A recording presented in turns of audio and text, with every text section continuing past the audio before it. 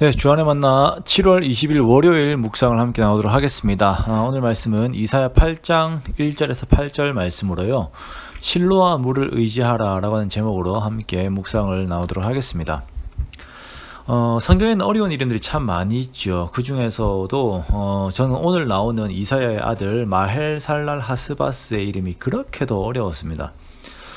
그런데 이 이름은 묘하게도 좀 운율이 있어서 한번 집중해서 읽으면 계속 입에 붙는 이름이기도 합니다. 마헬살랄 하스바스는 아직 태어나지 않은 이사야의 아들입니다.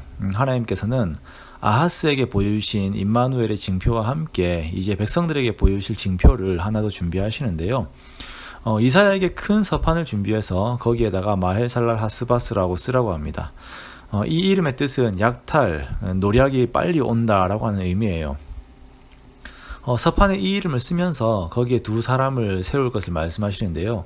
우리야와 스가랴입니다. 이들은 이 서판이 공적인 자리에서 쓰여진 것을 보았고 앞으로 이 내용이 그들의 삶에서 이루어질 것들을 볼 자들이며 또한 앞으로 일어날 일들이 하나님의 말씀이 이루어짐으로 말미암아서 이런 일들이 일어난다라고 하는 것을 공증하는 그 증인으로 서게 됩니다.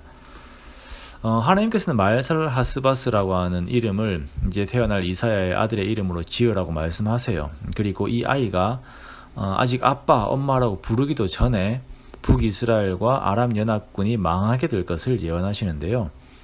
아하스의 마음을 두렵게 하고 유다 백성들의 마음을 두렵게 하는 북이스라엘과 아람 연합군이 앞으로 완전하게 무너질 것인데 그것이 역사 가운데서 자연적으로 일어나는 일이 아닌 하나님의 계획하심과 주관하에 속히 이 일이 일어날 것을 말씀하시는 것입니다. 우리가 주일에도 함께 나눴지만 모든 세상의 참된 왕, 참된 통치자는 하나님이십니다. 현재 보고 있는 아하스의 시대는 우시아가 죽고 요담 이후의 아하스 왕이거든요. 왕은 바뀌어도 하나님은 여전히 이스라엘 왕으로 계시고 왕들이 역사를 움직이는 것 같아도 역사의 주관자는 하나님이십니다. 이 하나님께서 유다 백성들을 위해 친히 징표를 보여주시고 그것을 이루심을 보여주신다는 것은 유다 백성들을 향한 분명한 메시지입니다. 하나님의 통치를 바라보고 하나님 안에서 마음의 안도를 가지라는 것입니다. 지금 자신들을 두렵게 하고 있는 북이스라엘과 아람 연합군의 마음을 빼앗기지 말고 여전히 이들에게 징표를 보여주시면서까지 마음을 주시고 계신 그 하나님께로 그 마음을 돌리라라는 것이죠. 자, 하나님께서는 북이스라엘과 아람 연합군을 무너뜨리는데 사용하는 도구로 아수르를 사용하십니다.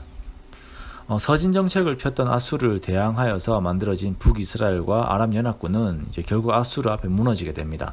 그런데 이러한 상황들 속에서 이스라엘 백성들은 조용하게 그들에게 생명력을 주어 계신 하나님을 이들이 버렸다라고 성경이 표현하고 있어요.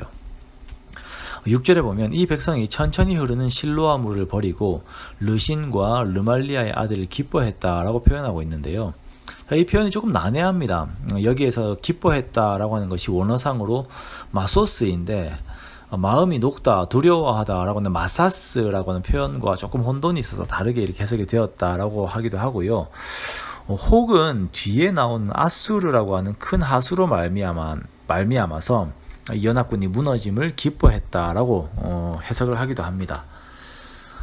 실로아는 예루살렘의 유일한 수원지인 기혼샘의 물이 예루살렘으로 들어올 수 있도록 만들어 놓은 노천 수로입니다. 자, 이것이 예루살렘 안으로 모인 그 연못이 신약에 표현된 실로암이지요. 즉 이 실로아는 하나님의 도우심을 상징하는 것입니다. 우리의 삶에서 소량이지만 지속적으로 주어짐으로 인해서 우리에게 생명력을 주는 것들이 있죠. 소량의 식사들도 그렇고 매일 마시는 물들도 그런 성격입니다. 그런데 너무나도 일상적으로 주어지기에 이것들에 대한 중요성을 잘 몰라요. 실로아의 경우도 마찬가지입니다.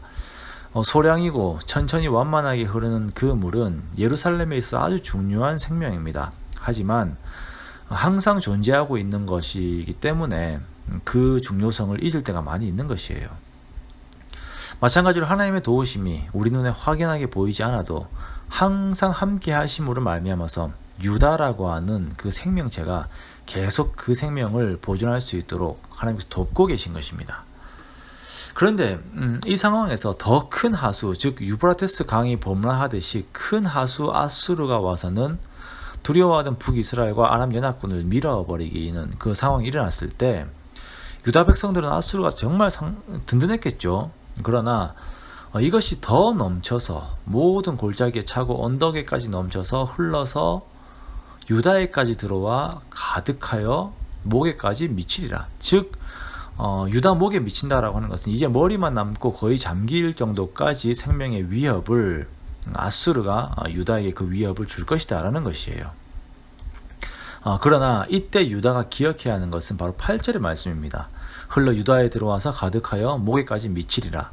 임마누엘이여 그가 펴는 날개가 내 땅에 가득하리라 하셨느니라 라고 이렇게 말씀하고 있습니다.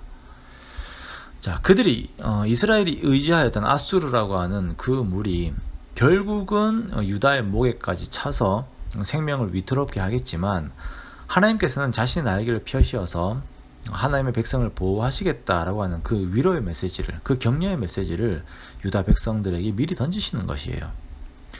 실제로 디글랏빌레셀 때에 유다가 크게 힘들었고 그 뒤 사내립 때는 정말 그 위협이 목에까지 차올랐죠.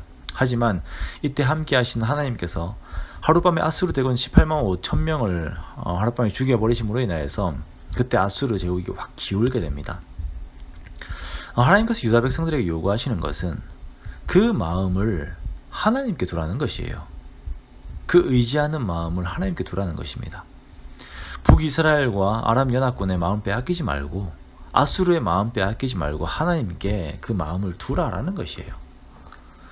우시아에 기대지 말고 현재 자신에게 도움 줄 것 같은 외세의 마음을 두지 말고 현재 상황에서 오직 하나님만 의지하는, 하나님과만 동행하려고 애를 쓰는 그런 신앙인의 삶을 우리가 살아야 한다는 것입니다.